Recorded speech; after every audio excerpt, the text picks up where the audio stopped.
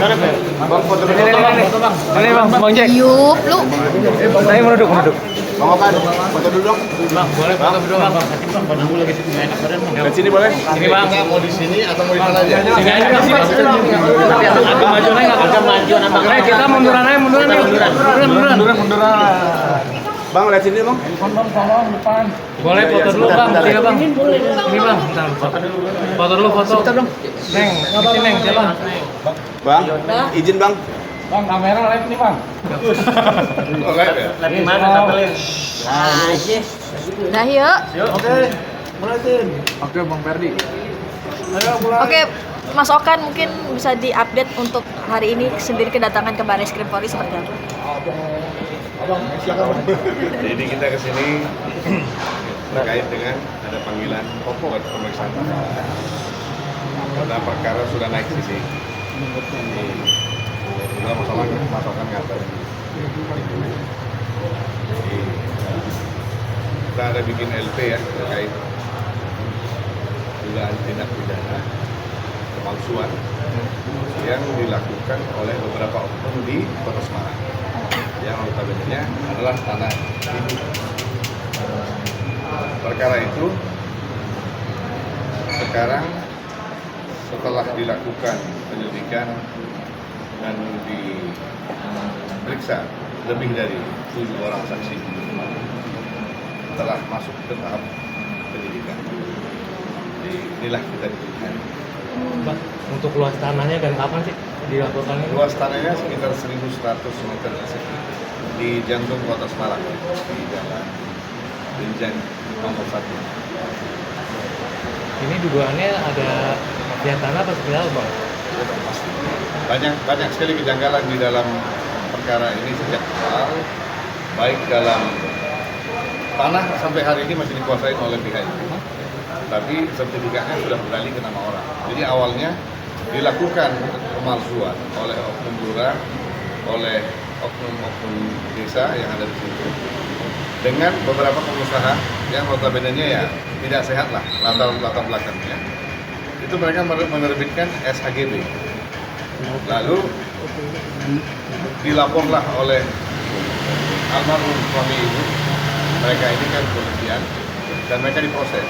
Maka SHGB ini adalah produk cacat hukum. Singkat aja kita berpikir ya. SHGB ini telah dilaporkan ke BPN setempat, tapi tidak dicabut, tidak dibatalkan, dibiarkan mengambang selama puluhan tahun. Masuk pada tahun 2010 ke atas, SHGB ini sudah berakhir, mati. Dengan kerjasama dengan lurah setempat, yang awalnya menolak memberikan rekomendasi, lurah yang sama bisa memberikan rekomendasi kepada pengusaha ini bahwasannya tanah ini tidak dalam sengketa dan bisa diproses lanjut. Inilah cikal bakal. Terbitlah sertifikat hak milik dengan dasar SHGB yang sudah tidak benar, yang sudah mati, bisa terbit lagi SH. Nah, terkait ini saya sudah ketemu dengan Kakanwil BPN Jawa Tengah 2 kali. Kebetulan 2 orang. Pertama saya ketemu, lalu dimutasi. Saya ketemu lagi, beliau dimutasi. Saya rasa tidak ada titik temu. Dan yang paling parahnya, saya laporkan perilaku seorang lurah ini ke bidang inspektorat Kota Madya Semarang yang udah mungkin 1 tahun lebih sampai hari ini tidak ada respon apa. Nah, pertanyaannya, untuk apa ada inspektorat? Kalau tidak ada yang diperiksa pada saat melakukan kesalahan, kan buang-buang anggaran aja.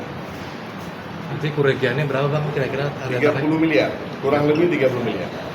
Karena tanahnya di jantung kota 1.100 meter persegi, kurang lebih 30 miliar. Dan ibu sudah berperkara sejak tahun 1984.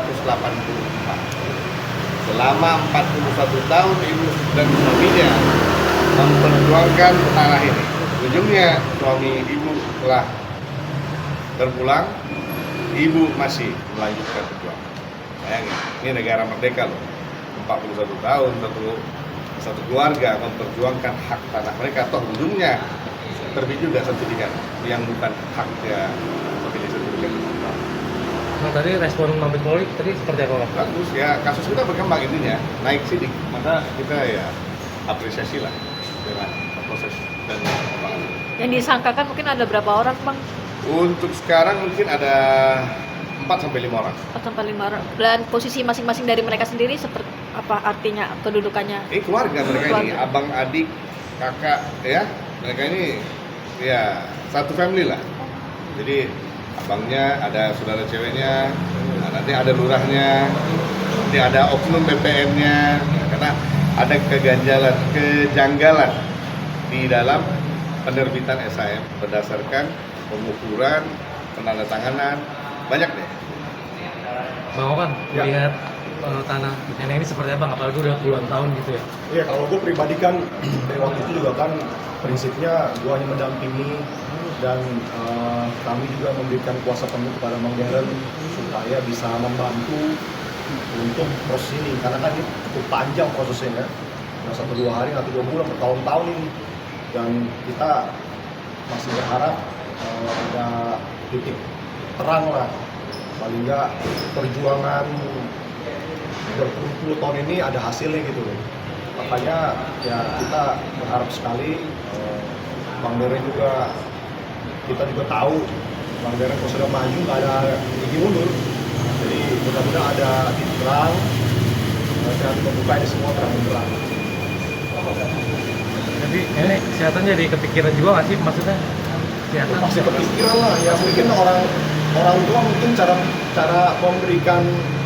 memberitahu orang pikir beda ya. Kalau kita kan dengan muka cemberut apa, mungkin dengan muka biasa-biasa aja, cuman kan batinnya juga sakit kan. Jadi bukan di pikiran aja, kesehatan juga pasti terpengaruh.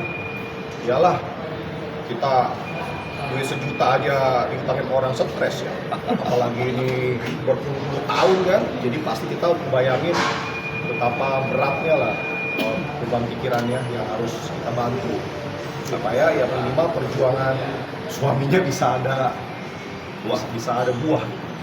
Kasih support ke nenek agar kuat seperti apa Bang Okan? Ya, kita telepon, kita ketemu seperti ini, kita tetap dampingi terus ya, memberi support, memberi tahu kalau beliau tidak sendiri. Keluarga tetap ada di sampingnya, terus membantu, memberi support, dan mudah-mudahan jerih payah kita bisa berbuah baik. Bang Deren mungkin ini untuk tanah sengketa mungkin sudah berupa bangunan atau seperti apa sih untuk? Jadi tanah ini dindingnya yang bangun suami ibu almarhum. Tanah itu sampai sekarang tidak dibangun, tapi mereka pasang spanduk dengan udah terbitnya sertifikat milik mereka. Mereka pasang spanduk sertifikat nomor sekian dijual, nomor teleponnya. Jadi semakin melengkapi lah. Tidak ada kejahatan yang sempurna kan. Apa yang mungkin berpuluh-puluh tahun ini yang bikin mandek, artinya masih terus bergulir? Ibu dan Mas Okan tidak ke saya. Oh, berarti baru nih ya sama. Baru lah, kita tadi puasakan baru 1 tahun itu. Baru Umur gua 40 bro, ini perkara 41 tahun, gimana? Gua belum lahir, ibu sudah perang. Oke. Mungkin harapannya gimana Bang Okan nih untuk kasusnya ini? ya, harapan dari dulu sama, semoga cepat berakhir baik dan beliau bisa menjalani hidupnya dengan tenang, dengan tahu kalau ternyata ya apa ya, Mendapatkan haknya lah, hukum tetap ada di Indonesia ini dan mendapatkan haknya yang harus. Ya bayangin, ibu yang punya ponakan begini aja masih diginiin. Bagaimana ibu-ibu yang tidak punya siapa-siapa? Ya, terlalu banyak ibu-ibu yang kehilangan haknya hanya karena tidak punya backup dan tidak punya siapa-siapa. Ini moral of the story.